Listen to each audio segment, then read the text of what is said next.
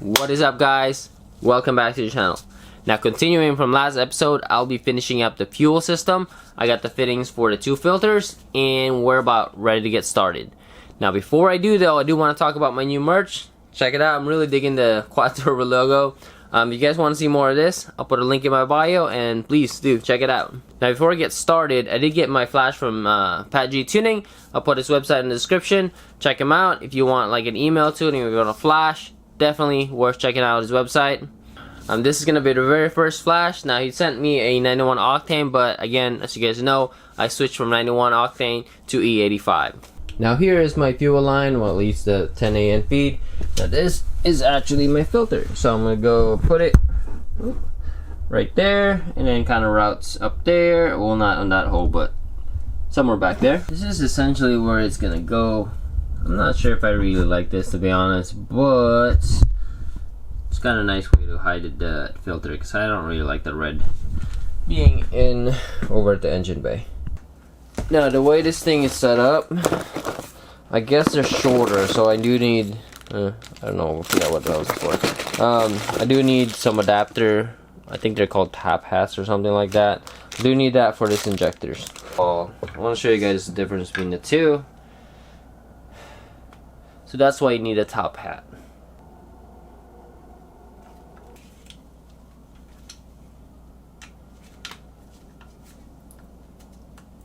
Alright, so I have everything hooked up now. What I'm going to do is I'm going to go make sure that we have no leaks. So what you're hearing there is the pump. I don't know if you guys can hear that, but yeah, let's see. Okay, so far so good. Held pressure, so that's good. I don't see any leaks so far. Let's see. Oh, all right. On the side here, looks like we're in pretty good shape. No leaks. I mean, this right here is gonna be my major one that I need to make sure doesn't leak because that's gonna be hard to catch. You know, pinhole kind of leaks, or not pinholes, but like droplets. The rest I could basically see. So that looks good. That looks good. The rest of this lines all the way to the back is just a straight line. So the next leak point would be right here.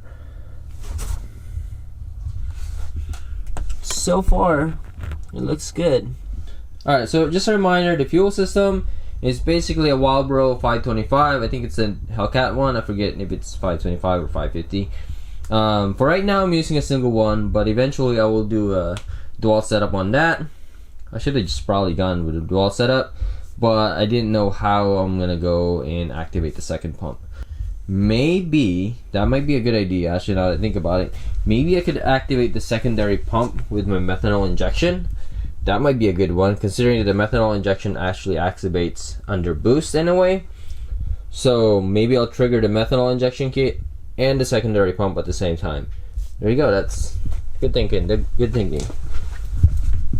Alright, so again, 525 pump goes to 10 AN lines, feeds, it goes into this Y block right here. That splits it into 8 AN. Each one of those goes into the rails, and then it goes back into another 8 AN into a regulator. And this right here is just 8 AN all the way to the back. That 8 AN should be able to flow back everything. If not, I'm kind of screwed. Should be fine. Should be fine. And here's a side-by-side comparison. This is why to me it's concerning. Look how much difference that is. That 10 AN is massive compared to 8 AN. Now, everywhere I looked online, it looks like people are running this setup and they're not having issues with it. So I'm really just hoping that I won't have the same. I won't have any issues. But it, you know, one side is pressurized, so it would be able to hold more. Hopefully, my pump doesn't, you know, flow too much where it starts to back up everything and then I'm running higher pressure than what I'm supposed to.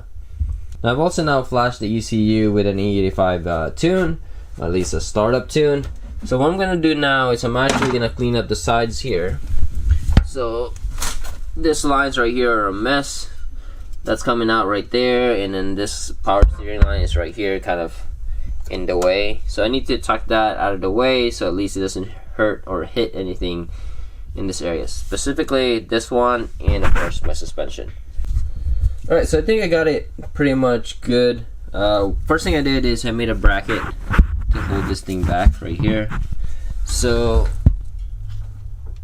I have a lot more space. Now this is temporary because, as you guys can see, I could add a little bit more clearance to get it closer to the firewall or to the frame. Alright, so put back the cover here, or the mud flap. And the only problem that I have is this. I think I need to raise that higher because that might actually get caught with this thing. I mean, it's kind of far. You guys can see right there. But I don't like running that risk. So I'll probably end up putting this up a lot higher. Oop, pointing at the wrong thing. Probably put this up a lot higher, like all the way over here, and go from there. Everything else looks like there's plenty of clearance, so I think I'm good. I'm gonna go ahead and put back the wheels or the wheel, and check everything else. Alright guys, so I got everything mounted for the most part, you know, temporary. A lot of it's temporary until I finish it all up, but for the most part it's all together. Next thing I'm gonna do is I'm gonna actually go back inside the car and gonna go see if we can connect the wideband. So I decided to buy the X Series AM wideband because essentially it's the newer version, but I didn't realize that I'm not sure if I could use that with the HP tuner. I know the last time I used one, I used the AM, what do you call it, Yugo or something like that. That one worked out fine, but with this one, I'm not sure. So I'm gonna go ahead and see if I can get it to connect. At least, you know, figure out whether or not I need to buy another wideband or not. Okay, looking at the instruction manual, it looks like I can use the analog signal. Where was it? Right here. So the way I'm connecting the wideband, I'm basically using the red for power, black for ground. I'm not using any of this stuff, so not that.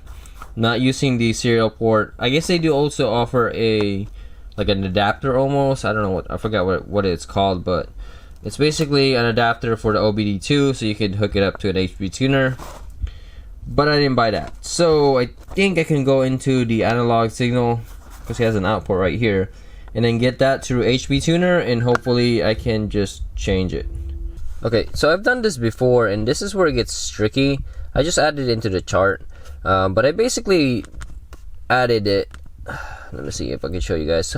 So now I've added a user-defined function. It's supposed to work off of this function right here, but the problem with that is that's not always on point with what the wideband is reading. So at this point, I actually need to verify that this reads, or this actually data logs what it's actually supposed to read. That's the only downside to doing it this way, but it should work. So let's try it.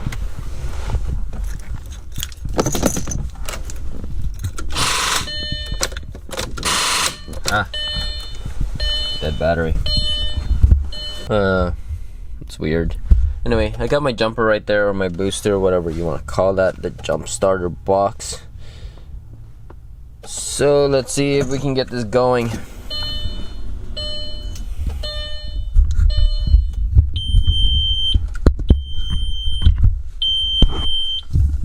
Alright, so here it is, first attempt at E85.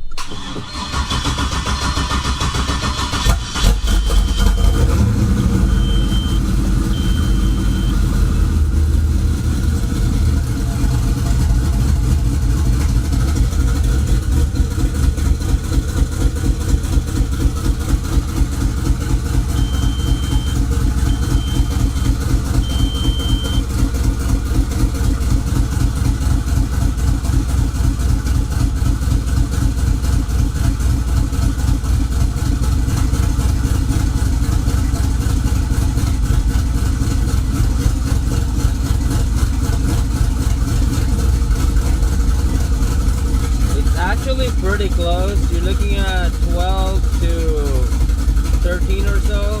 12 to 13. That is pretty much about the same range.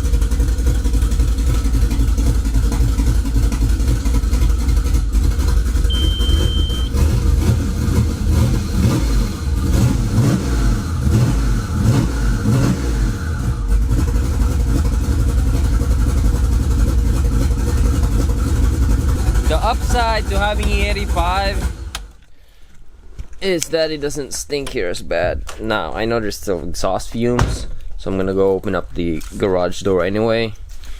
but it doesn't smell as bad as regular fuel. So what I'm gonna do now is, looks like we're able to start running 85, so the first flash is good. What I'm gonna do is I'm gonna take it back out, kind of let it warm up, and then go from there.